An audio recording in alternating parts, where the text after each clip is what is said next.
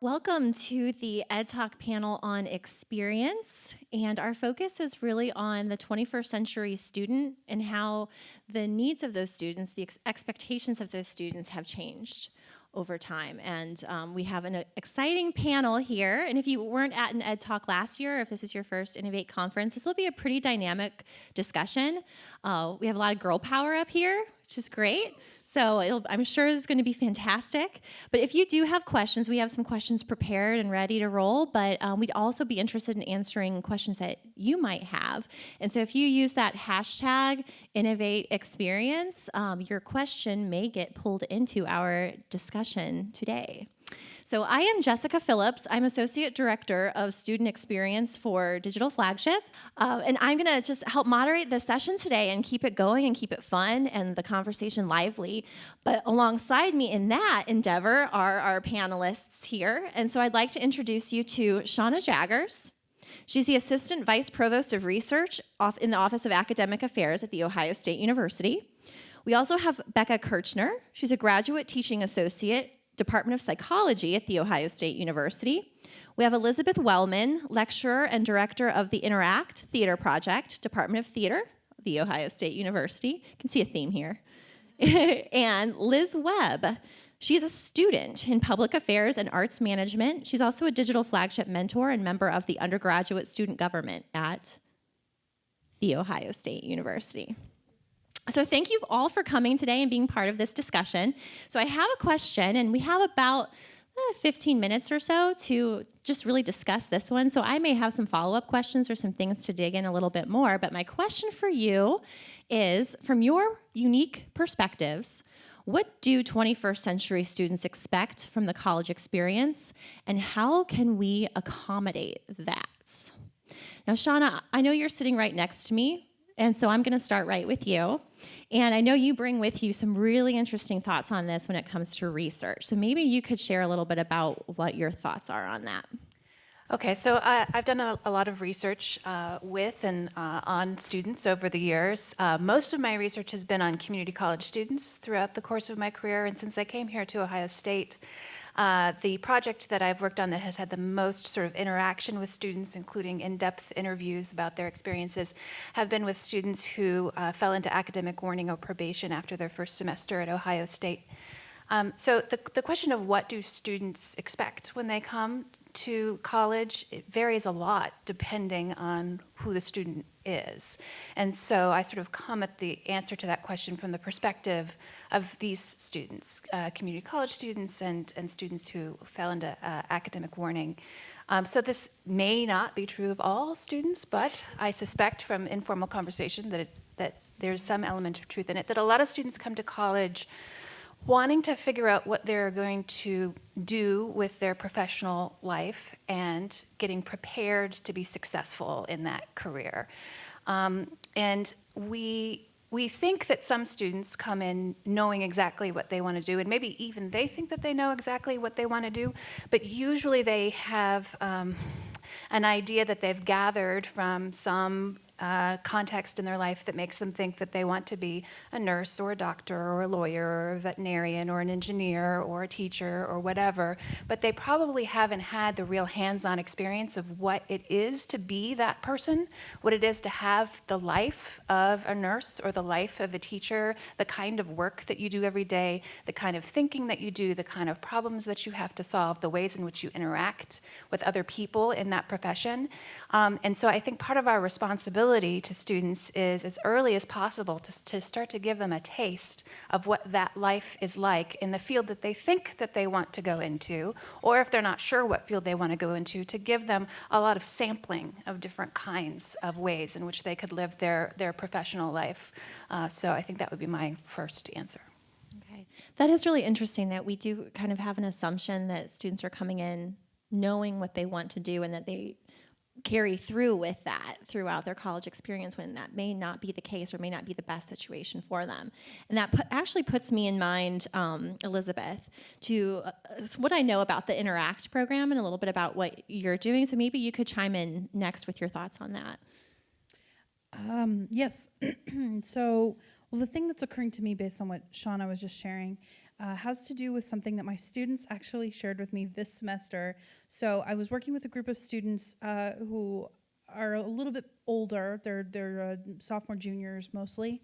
And I've known some of these students for their entire academic career. Some of them are about to graduate, and we're sitting in a kind of informal classroom setting, and we're on a break, and someone tells a joke. And I didn't hear it. And they said, oh, I probably shouldn't say that. Elizabeth's an adult. And I said, what are you talking about? You're all adults. And they said, yeah, but not like adults. And it sounds silly, but I had this little light bulb moment, and I asked them, I said, so talk to me about who do you think you are? Like, what part of your development are you in? And then I started asking other students, how do you feel about who you are? Do you consider yourself an adult? What does it mean to be an adult? And they start telling me, well, I don't know how to do things that adults know how to do.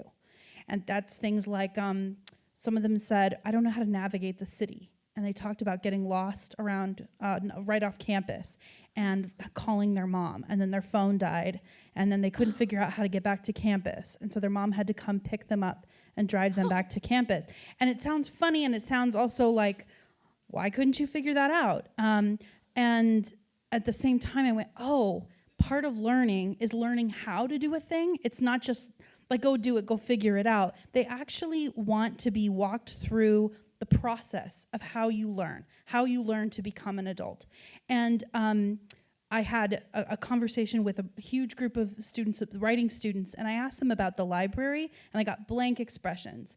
And I said, well, just raise your hand if you've been to the library this semester. Or raise your hand if you have checked a book out from the library. And in your entire career at Ohio State. And only like 2 or 3 actually raised their hand. And I said, why is that? And someone said, well, I'm worried I'm going to mess something up. I don't know how to do it. And I said, what do you mean you don't know how? You just go in and check out a book. And they didn't. I said, well, how do you actually do it? They said, I don't know. Well, how would you find out? Okay, well, I guess I would go in and we started talking through it. And they said, okay, I guess I go up the elevator, and I'd go to the floor with the stacks, and then I guess I'd look, but all those signs are so confused. So we had this long conversation. And then I said, then what do you do with the book? And they didn't know. And that is not to say students are dumb. They are not. But they engage with material differently. Mm-hmm. And I think assuming, just in the same way that we assume that our students are digital natives, whatever that means, right? Just in the same way we do that, we assume that they all have had the same exact set of experiences coming into college. And I realized they need permission to learn the how with you, to practice it. Okay, what's the process of it? That's really interesting. And you talked about a lot of what you're hearing from students, what you're experiencing. So Liz, you interact with students a lot because you are one. So maybe you could tell us a little bit about what you're seeing there. Yeah, I think a lot of students are just looking for support in lots of different ways. I really agree with you, Elizabeth. I don't feel like an adult at all, even though I'm 20, so technically I am an adult. And just there's so many different ways I think we need support as undergraduate students especially, and even with the transition to college, for me, I was really lucky. My family was familiar with how to navigate the college transition, so I didn't feel as lost, but I still, coming into college, had no idea what to expect and definitely sought out a lot of different resources, academic resources. I'm going to need to find financial resources because I don't understand the financial system and student loans.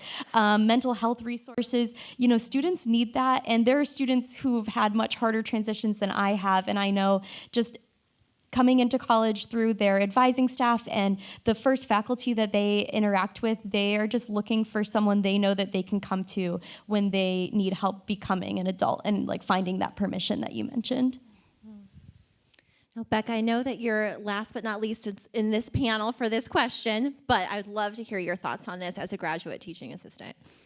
Yeah, I think echoing kind of what everyone's been talking about, especially I teach intro psych, which is a very large course and has a ton of freshmen, and particularly in the fall. And so I think a lot of students are coming in, being very successful in high school, and, feeling like they don't need to study a ton to prepare for tests. And then they come to college and they realize that they need to learn a kind of a whole set of new study strategies. Yeah. And so I think that students are also not only wanting to learn the content, but wanting to learn, how should I be preparing? How should I be taking notes in class? I think even thinking particularly about like a 21st century student, how can I be leveraging my technology, particularly because a lot of the students now, freshmen, are getting these iPads as part of the digital flagship. So what's the best way I can be, using my iPad in class to take notes? How can I be collaborating with other students? I've seen it's great, a lot of students really helping each other out. If a student, misses a class, being like, oh, I learned how to airdrop my notes to you, like I'm happy to share that. And so I think I was thinking about how to leverage technology and really learning how to use the technology. And I think particularly students I've seen, kind of think about the 21st century student, just having so much technology and access to news and media. I think students really want more of real world applications to a lot of the things they're learning in class, because I think they have, again, whether it's TV shows that they're watching or news that they're seeing on Instagram or Facebook, Snapchat, all of those things. I think students want a lot more like interactivity. How is this a real world application? I've seen this connection out.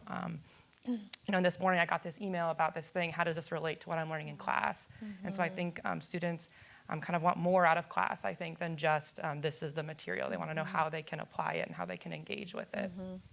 Just thinking about all the things that you all shared, it just strikes me the complex web that needs to exist to really help a student get through their experience successfully, whether it's figuring out what it is they really want to do and what's meant for them, and figuring out their finances and figuring out how do I get back to my dorm or get to the grocery store.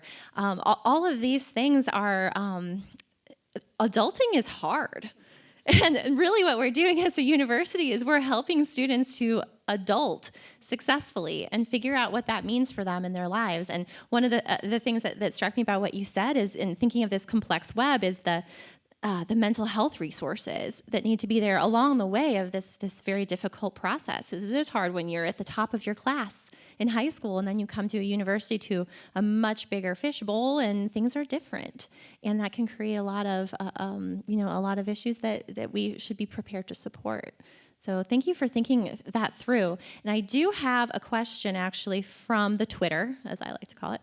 And this one is probably going to be a question that Liz is going to jump up and down about, because I know she likes to talk about this a lot. How would you, Liz, like to see OSU address affordability as part of your student experience? I would love to see, there are lots of different ways, and I think OSU is taking a lot of great strides. One of the most direct ways, I think, as a student, where you're like initially faced with the finances behind college, is through textbooks.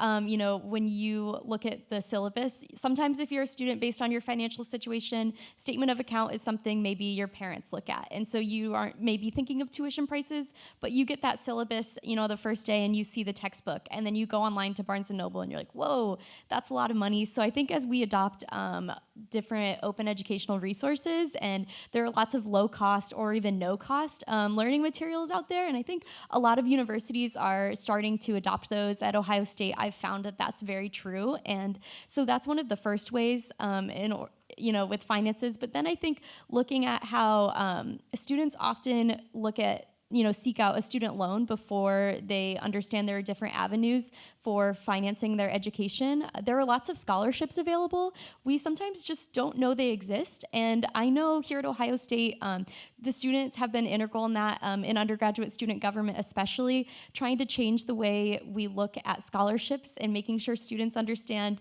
taking out a loan should not be your first option when you're figuring out tuition and all the other fees associated with college. Those are two areas that I really think of. Okay. Please, Elizabeth. I'm so glad this question came up so early, because when I knew I was going to talk up here today, I actually surveyed some of my current students. And I said, okay, guys, I'm going to go talk. Here are some of the questions they're going to ask.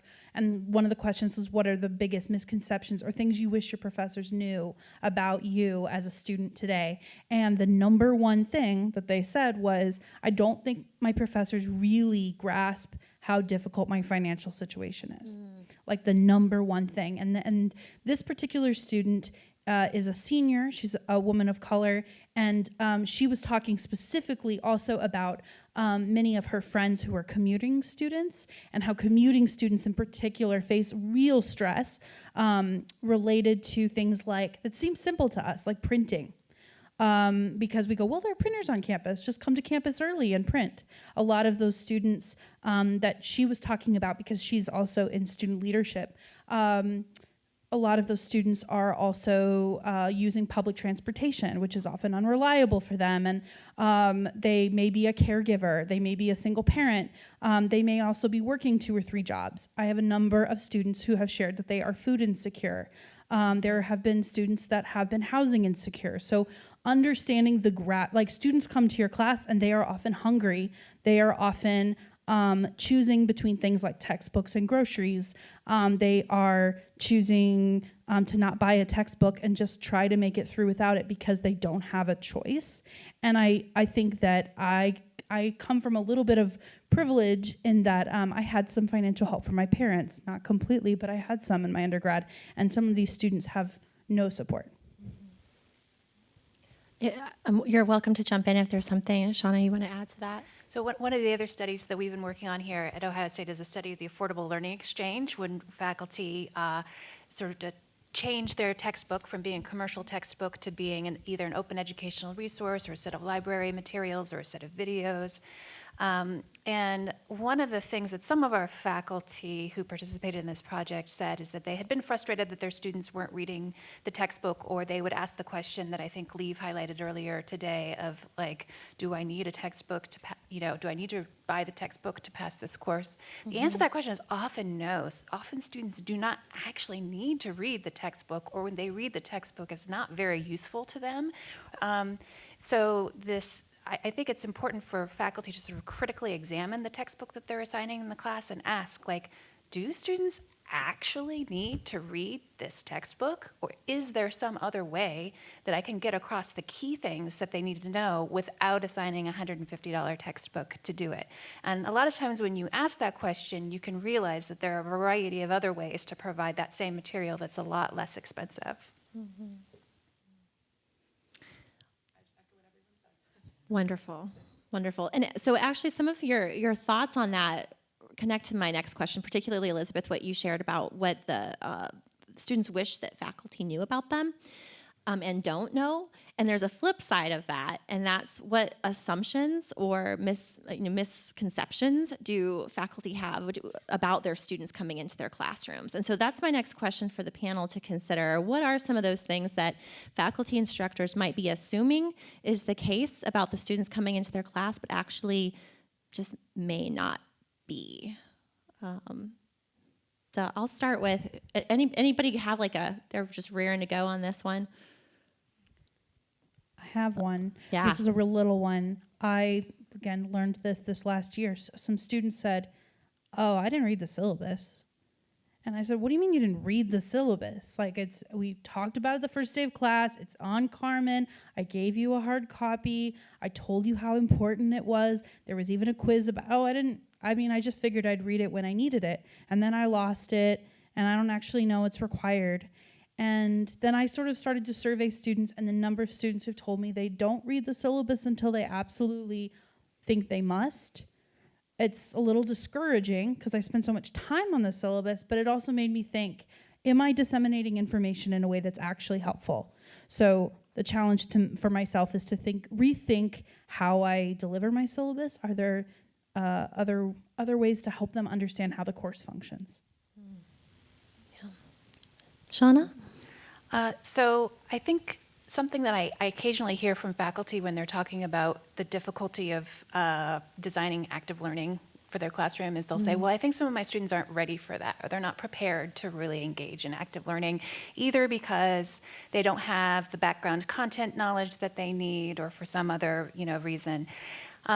So this morning, I just released a report via Teachers College, where I used to be, on honors programs in community colleges.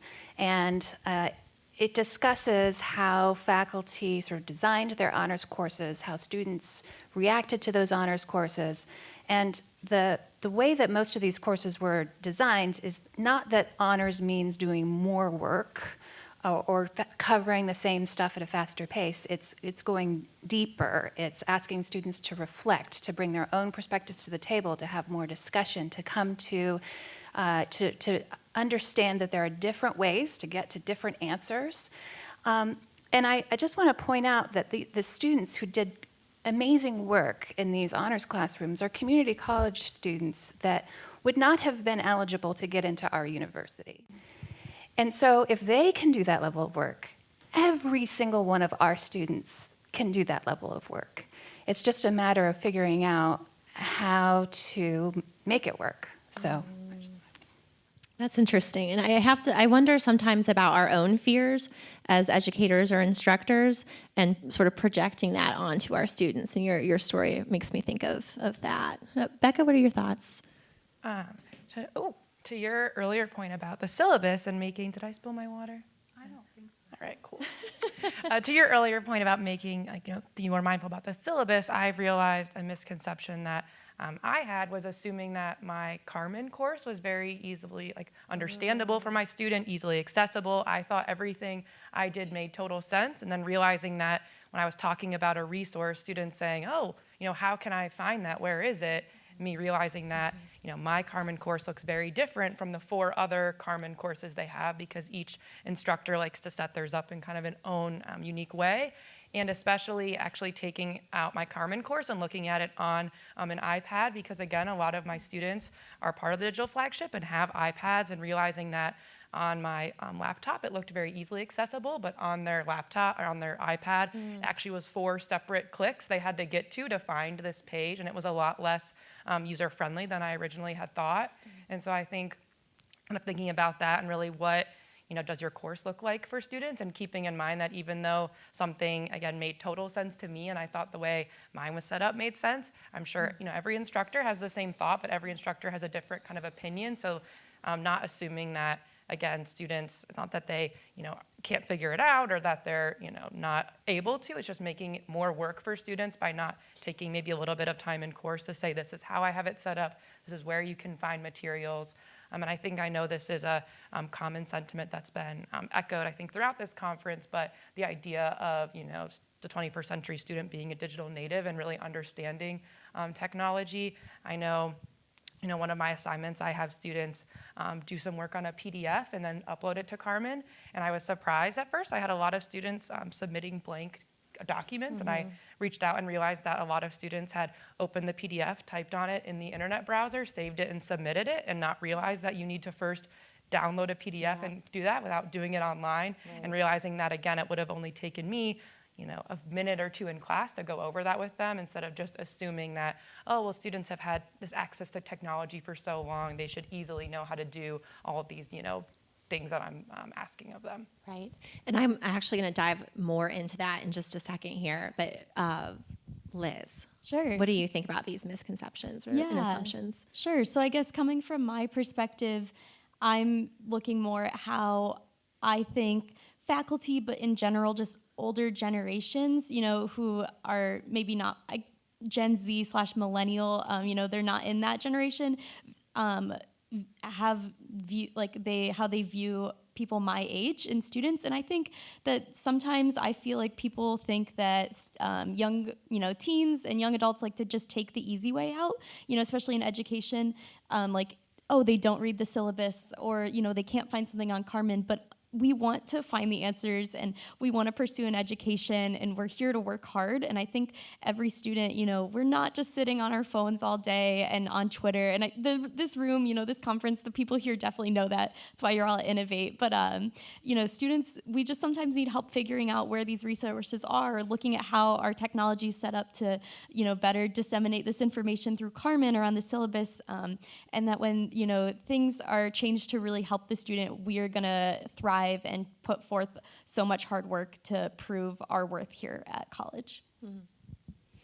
So you both of Becca and Liz, you both talked about something that I want to kind of dig into a little bit more. And so at Dr. Wellman tweets asked this question about the digital natives and just those challenges of confidence with technology in particular. And so I'm going to massage that question a little bit into something that I've been thinking about a lot today as well, which, and Shauna Chung mentioned this in her keynote about the that kind of fear of failure and how it can really stand in the way of progress.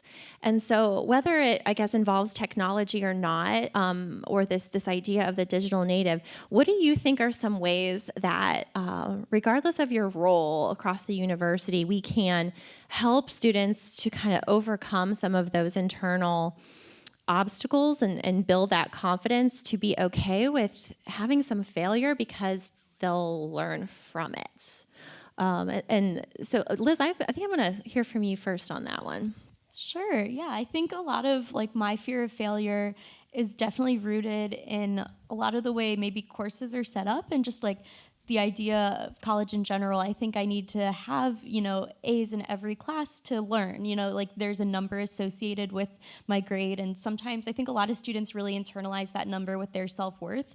And that's something I've definitely struggled with coming to college. College is so much harder than high school, and grades, I'm not going to earn an A in every class sometimes, and that's okay. So I think it's a lot of like starting from the beginning, those first few class sessions, really just like talking with students and making sure they understand that it's about the education they receive and that sometimes you will fail, but that's okay. It's, what do you learn from that failure and what skills are you still going to gain from this course that are going to translate to your future success?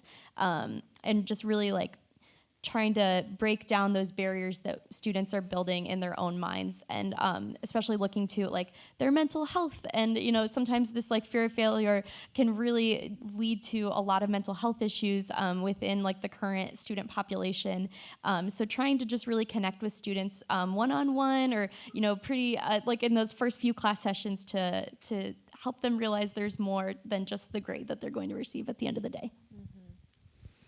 Yeah, Elizabeth, do you want to chat on this one? Yeah, so, okay, I love this. So a couple things that come to mind. First, the importance, and the panel before us echoed this too, but the importance of vulnerability and authenticity, which is a complicated word, but the idea of being human with your students who are humans, I think is so key to this, because one of the things I do with students, especially, I teach a lot of GE courses, so some of them are digital flagships, some of them are not, but a lot of what we talk about early on is what are the skills you're actually here to learn. Let's go back to the learning outcomes that this GE is supposed to fulfill, and usually we're talking about things like writing, and I'll say, why is writing, where do you get stuck when you're writing?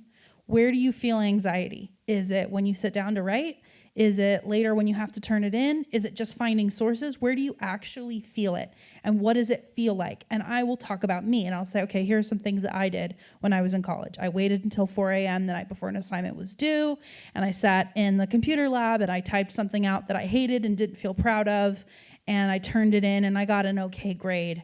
And I don't know how much I got out of that. How can I take away, and I said, I know some of you in the room feel this way. So how can I help take that away, so that you feel like this is a place where you could actually do something that will matter later, that you can apply to your own work. So starting by being vulnerable. And then the other thing is sort of this metacognitive piece that I chant over and over again, which is being transparent about what we're learning as we're learning and asking them to reflect on their learning process. So as a part of their writing assignments, this is just an example, they have to turn in their writing assignment, and then they have to write a reflection about the writing of the assignment. So I'll say, just write a paragraph and tell me what it was like to write this. Where did you feel it was easiest? Where was it hardest? Where do you think you got stuck? If you were gonna go back, what would you wanna work more on if you had more time? And then in revision, I asked them to do the same thing and reflect on what did I change and why. And what I can see measurably across the semester is that by the end, they are way more able to articulate where they're getting stuck, why, and to actually productively make changes and grow. Yeah, I think it's super important to have students sort of recognize what their fears are and help them work through that, because a lot of times what we see that we mistake for a lack of motivation in some students is actually fear. So for the study that we did of students who fall into academic warning or probation, they were all stars in high school, and they came here to the university expecting to succeed. And then they totally stumbled in their first few weeks. And many of them didn't know why. They weren't sure what was going wrong. They just knew that what they were doing wasn't working. And most of them were so ashamed by this that they didn't even want to admit it to themselves, much less to anyone else, much less to their teacher. They didn't want their teacher to think that they were stupid. And I think the main thing that they were concerned with was facing up. They thought that maybe they really were stupid, or maybe they really don't belong here, but they were afraid to even think in those terms, and so they just didn't want to think at all. So they just don't go to class anymore, they don't do the homework, they don't do all the things that we associate with a motivated, good student, until they were able to get to a point where they could sit down with someone and really process through and be like, okay, I'm on academic warning. What am I going to do? And to get strategies to work through that. Then they were able to kind of get their good student behaviors back, because they felt like it was going to do, that now they knew what to do, right? Mm-hmm. So anyway, I just think that whole fear of failure can be so crippling, mm-hmm. and part of the way it's crippling is that it makes us think that they don't care, when in fact they really do care. Can I just quickly say the other thing? I heard Therese Houston say this last year, I think at a conference here, but she was talking specifically about telling everyone in your class, each of you is capable of doing well. This material is hard, but each of you I already believe you are capable of the work. But telling students that from the beginning, it's not going to be easy, but no one in here has to fail. I think that's a great place to begin, and to sort of counteract stereotype threat and some of those other things that come into play. Yeah. As a GTA, Becca, what are you doing, or what have you seen work to help nudge students into that discomfort of trying something new? Yeah, I feel like I'm in a kind of really fun and cool position being a student myself, a graduate mm-hmm. student, also teaching undergrad students. And I think kind of to your earlier point about vulnerability, I think that has been something that I always try to integrate in my course, and I think students do hopefully find it helpful, from the outset saying, I get it. Sometimes you feel like you have, things due in this class, things due in other classes, but you also, have this project you need to do. You might have a job. You want to go see your friends, and I get that. I get time management is really hard, and I don't always do it well. Here are some things that I've tried. Here are apps that are really helpful for me, or here's how I hold myself accountable. So I think strategies like that can be mm-hmm. really helpful, just kind of modeling that. And then even kind of in the classroom modeling, I'll admit that I've had activities that I think are going to go really well, and I get to class and set it up, and they don't work, whether it's a technology failure, whether I thought this was going to make sense and it doesn't. And I think kind of modeling that in the moment to my students to say, all right, guys, I had this great idea. Here we all are. You 60 all showed up today. I was going to do it this way. This is a fail. It's not working, and that's okay. Here's, what we're going to do about it. And I think kind of just modeling to them in the moment that, again, like you said, they're people, we're people. It's, okay to fail. And it happens sometimes, but we still, get through the course, and you're going to learn the material, just maybe not in this way I had envisioned in class today. Yeah, and I think this connects. How I see this really connecting is, and Shauna again mentioned this in her keynote about the digital native, the myth of the digital native, and that really students are great at consuming things through technology, but not using technology to create things or use it in meaningful ways that can help them academically. And I had the opportunity yesterday night to ask Ethan Zuckerman, the keynote from this morning, the same question, and I thought he had a pretty interesting answer. So I'll just share it very briefly, and it was that he gives students the opportunity to engage with technology to do something in a very short time frame. Like he'll say, in the next 5 minutes, You're going to try to do this thing with technology. And he has very low stakes for the activity itself, not low standards. And he was very clear about that, which I thought was a good distinction, but low stakes. So he's like, in the next 5 minutes, you're just going to do whatever you can with this technology, or you're going to put these ideas out there, and you're going to just see what happens. And he almost kind of forces this safe space for students to be able to dive into something that they're unfamiliar with. So I thought that was very interesting. So thanks for considering that question. And I'm wondering, and you've all kind of touched on this a little bit, but this one might be particularly for Becca and Elizabeth. But how are you using your experiences with students to shape the way that you teach? And are there ways that you are actively trying to sort of engage with them to inform your teaching?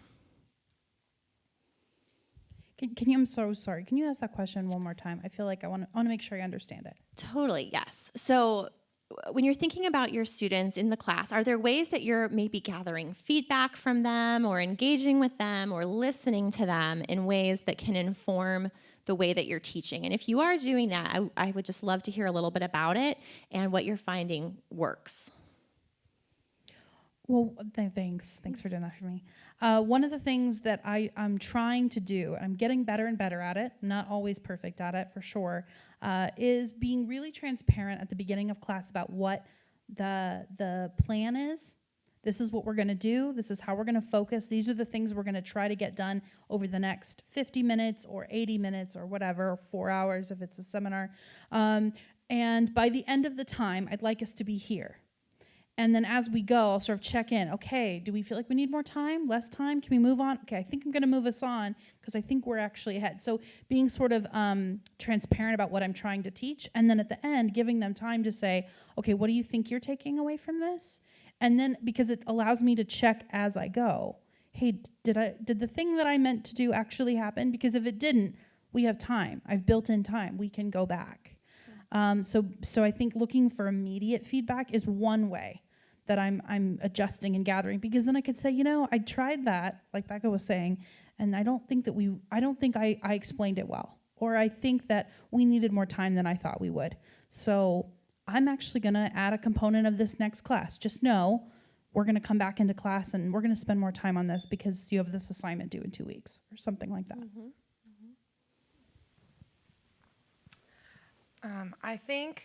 I guess kind of overall for my students, when I think about feedback, I do try, different points throughout the semester to kind of just solicit from them what is going well and what's, not going well. And I think to your point, kind of transparency with that I found has been really beneficial. A lot of my students I found overwhelmingly really like interactive activities that they can do on their own, which are hard to find. Like students really like, for example, for psychology, we have a memory unit, and they love being able to do a lot of these memory tasks and try it on their own first. Mm-hmm. And so I think that's been really helpful to, again, be transparent with students and say, it's great that you guys, like these, and I'm going to try and incorporate them more, but let me explain to you, for those of you who said, I don't like group discussions, here are the reasons I don't like it, to say, okay, I'm gonna try, these ways to make them different, and hopefully maybe my questions aren't clear enough, maybe you want more specific guidelines, but here's why I think that they're important and why I'm going to kind of keep them around. And I think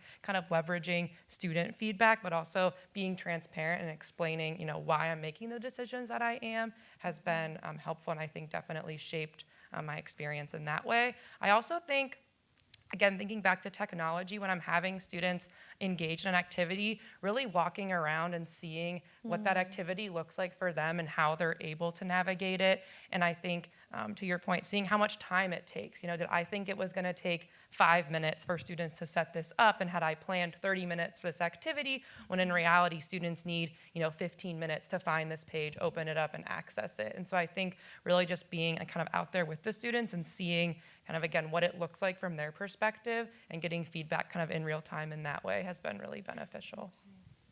Wonderful. And I'm going to jump back to one of our Twitter questions. And Shauna, I'm going to direct this one to you. And then after that, we'll close out with sort of a rapid fire question, which is going to be intense. But the question relates to campus change students, and so I'm glad you're sitting right here next to me and can answer this question.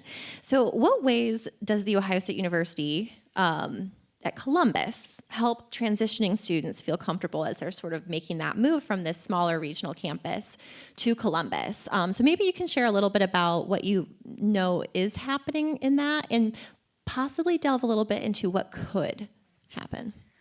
So we haven't had a sort of an integrated, I think, strong strategy for helping campus change students or other students who are transferring from other colleges make the transition to the Columbus campus. There have been some academic units on the Columbus campus who have done a better job, or I would say better, a more thoughtful, structured job in supporting that transition than others. But we have just kicked off in January an initiative to improve the retention and graduation rates of campus change and community college transfer students. And so as part of that, we are sort of looking at what the whole landscape is for these students, what their current outcomes are, what their experiences are, what kinds of supports they need, and how we can start to coordinate the provision of those kinds of supports across the entire Columbus campus. So we have a working group who's working on that right now, who's doing background research, who's starting to do some strategy development. If there are those of you in this room who are really interested in that work, I would love to chat with you after it. You could contribute to the working group in some way. So some of the types of things that we're looking at, we've already handled, there's a couple of low-hanging fruit that we're already working on. One is integrating more information into the OSU app about campus change. And so starting this summer, as soon as students are accepted to change campuses, they're going to get push notifications through their OSU app that gives them more information about steps to take to smooth their transition. We also have standardized the campus change approval process across all of the colleges so that it's on the same timeline, and the students are getting similar kinds of information. So we've started with that, but we're moving forward to thinking about peer mentorship programs, more extended orientations, and so that stuff is coming sort of over the horizon. We're thinking now about what those programs should look like, how they would be coordinated with different colleges, how they would be paid for, et cetera. So. Okay, thank you. All right, time for rapid fire. Ready? Okay, so this is quick, so maybe think like 15 seconds-ish in there. So looking ahead to the next 10 years, what is one way that you think students in 10 years will be different than they are today? And I'm going to start with Liz. I think in 10 years, students are going to be much more adept to coding and like the ability to create within the classroom. Okay. Liz? I think that students in 10 years are going to require even greater flexibility in terms of how they receive their education and what the classroom environment, the physical classroom environment will need to look like. I think 10 years from now, students are really going to come in with the expectation that technology is going to be an integral part of any course that they take, and really expecting to learn through a variety of different mediums. I hope that the students that we have in 10 years are going to be better students and better learners because we are going to be better at preparing them, not only in our introductory classes here at the university, but in partnership with our pipeline institutions, our K-12 systems, our community colleges. I think there's a lot that we can do in partnership to help prepare students even before they come here in thinking about what is it that they want to get out of their college experience and how can they do that effectively. Okay. All right, stand by for Innovate 20. We'll really know what's going on. Okay, well, I just want to give a big round of applause to our panelists. Thank you so much. And thank you to all of you and for your tweets and your questions. And enjoy the rest of Innovate. I think we have a short break, and then we conclude back in the ballroom. So have a wonderful rest of your afternoon.